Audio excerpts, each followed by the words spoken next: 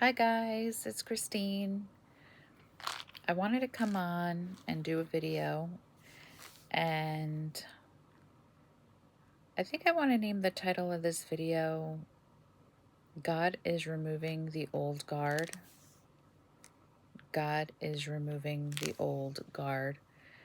And this is really a video that was inspired by the recent findings from the third party investigator from the International House of Prayer in Kansas City with regarding Mike Bickle and his uh, his abuse, sexual abuse allegations, which now it doesn't seem like they're allegations at all. Um, and so I wanted to read a post from a year ago, and this was the post that I posted about a year ago, and not even knowing like exactly a year to the day that there would be the third party investigation would release its findings and finalize the the victims, which turned out to be, I think, like something like 17 women victims altogether, and some even including minors, which is just totally mind-boggling when you think of it. If this is your first time here, please don't forget to like and subscribe to this channel, and please share these important messages that need to get out to people that need this type of help and support. And if you are new, welcome again. So just to give a little bit of backstory to this, I was actually part of an international house of prayer in the New York, New Jersey metro region from pretty much from its inception, from I think it like 2010, maybe 2010, I believe it was. And so pretty much my ministry, Tamar's Hope, was birthed from an international house of prayer in the New York, New Jersey metro region. So I really, was very ingrained in the prayer movement and the prayer sets and night and day prayer and everything that was really founded through Mike Bickle in Kansas City. So when all this came to head, pretty much about a year and a half ago now, there were there were people that were defending him and that were denying and saying all sorts of things. I'm sure if you followed this in any way, there was the whole social media storms where people were saying, well, I know Michael Brown got involved from now it turned out that, he wound up having sexual allegations come out against him. Just a total disaster, and a fiasco with everything that had happened, and people that were really just like in the church that were denying and defending. And so I'm going to read the post. I wrote, anyone still denying, defending, and following Mike Bickle and the weak leadership that has enabled his sexual abuse and perversion, what you are essentially saying is nothing needs to change at IHOP KC and things should carry on as usual. In other words, the show must go on. This is the biggest sign of a lack of humility and deception I have ever seen. It is important, and people need to know the false, quote unquote, prophetic history of IHOP KC was founded on heresy and the sexual perversion of its founders, Bob Jones, Paul Cain, and now Mike Bickle. I personally know women in and out of the church, including myself, who have been abused by so called leaders and clergy, quote unquote, men of God.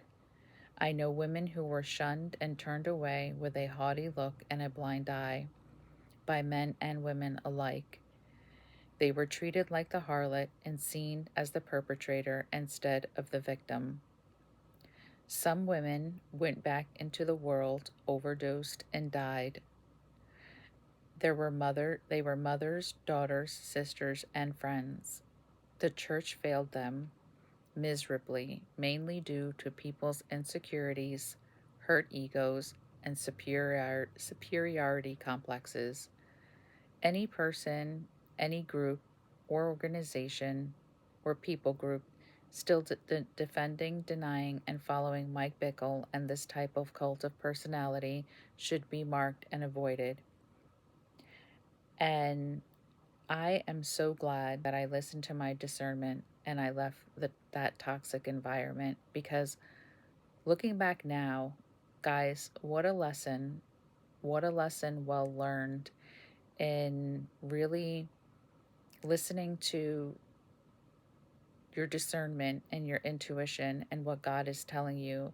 When I tell you that we had people that really were just, you know, giving us like the just the side eye and just looking at us like, we were agents of Satan because we were going on social media and talking about this.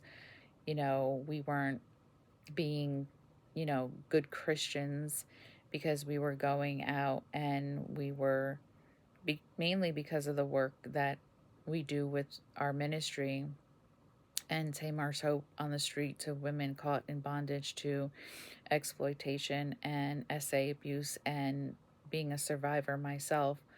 There was just no way that I was not going to talk about this. And I just knew instantly, just from my experience in dealing with perpetrators and predators, that this type of grooming exists, and all of the dynamics and nuances that go on in this type of like perpetrator and victim relationship dynamic. And so when it all came out, there were just people that it was just awful looking back on it now. It was really disgusting. And I'm still disgusted when I think about it, on just how, so called Christians could treat other brothers and sisters like that because they had a difference of, not just opinion, but they really, knew in their spirit that there was something more to this than what it was. And now we can all see that it's all been exposed. That, as I mentioned, like, we were right. And there's so many people who were defending this man to no end. And they were saying, like there was all types of control and intimidation, that if you go on social media and you talk about this, I think, people were saying like you were the devil, you were agents of Satan, and, just meant to look down upon. And um, so it's really interesting to see, hindsight looking back on this all now and how it has played out.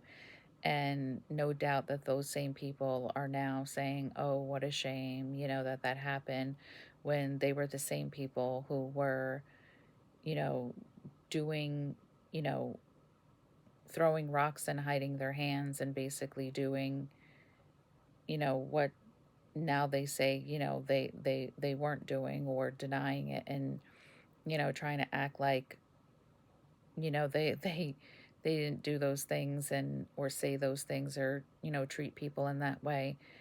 And so I just wanted to say that, even with my experience, when I say that God is removing the old guard, when I think back about my life, I've been following the Lord now for some time, for well over, oh my gosh, I don't even, 30 years almost.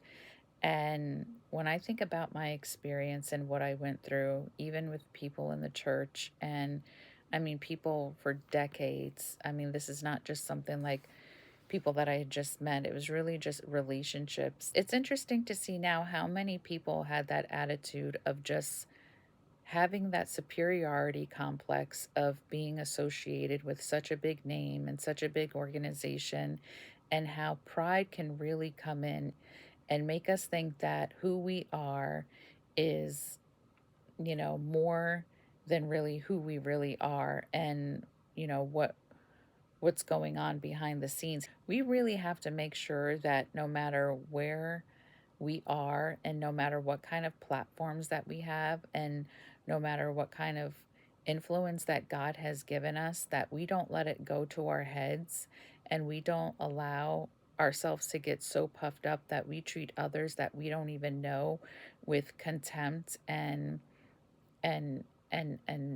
basically disdain and look down upon them, because we never know who those people are going to be. I really believe that God is removing those people from their positions, those high positions of haughtiness, and that old guard of, even when I see it today, and I see the people and I see the names, and where it was like that super spirituality that was really just so far out in left field that you would just follow anybody because they had a name and a title, and because they had some influence and they were charismatic and they sounded good.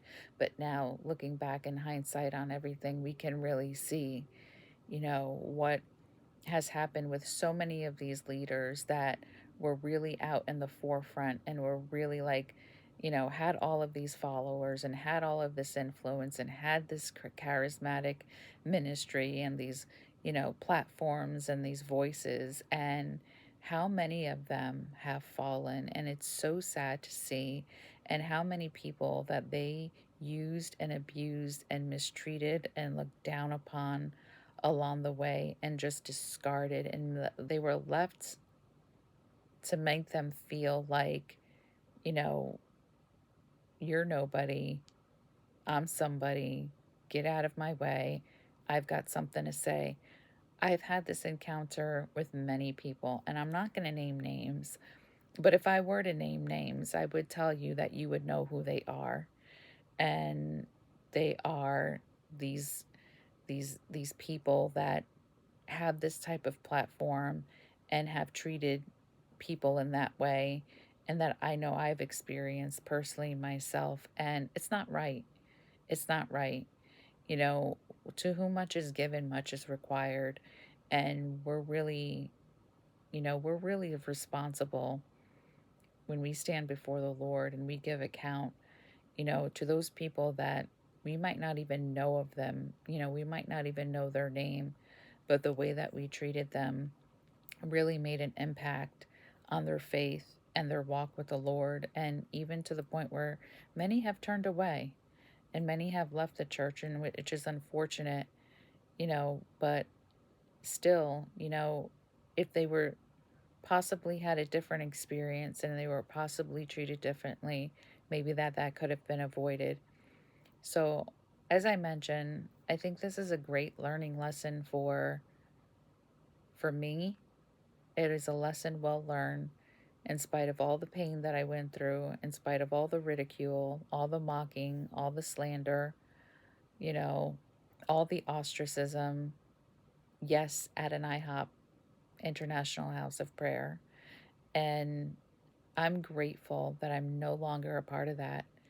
I've grown so much from that, and I'm thankful for that experience. And I hope and pray that I won't be one of those people that treat others like that, whether we ever become a big name or not. It doesn't matter. Um, we are all on the same.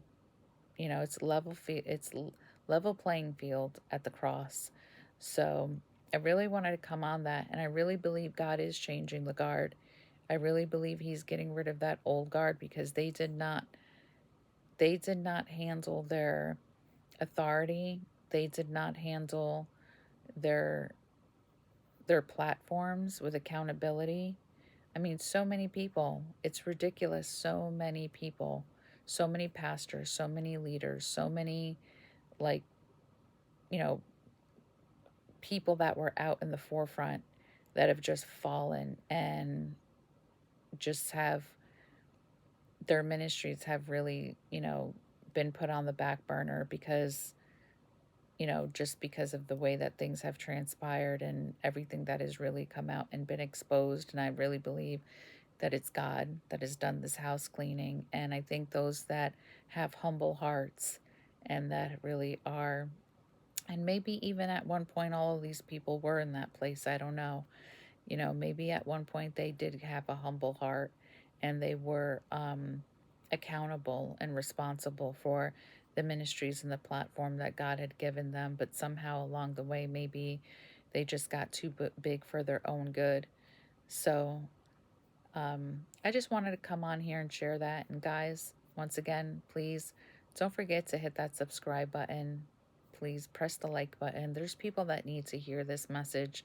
There's people that need to know that they're not alone. There's people that need to know that there is hope and not to give up hope just because, a man of God or a so called man of God or the way that, the people in the church have treated them may not have been the best representation of Christ, but that they are still loved and that they can heal and that they can go on and live the purpose and the calling that God has called them to in their lives. And don't forget to follow us. We're on all other social media platforms. We're on Facebook, Instagram, TikTok. Um, and if you like, you could go on our website, tamarshopeusa.org, tamarshopeusa.org. All right, guys, I'll talk to you in the next video and take care and God bless.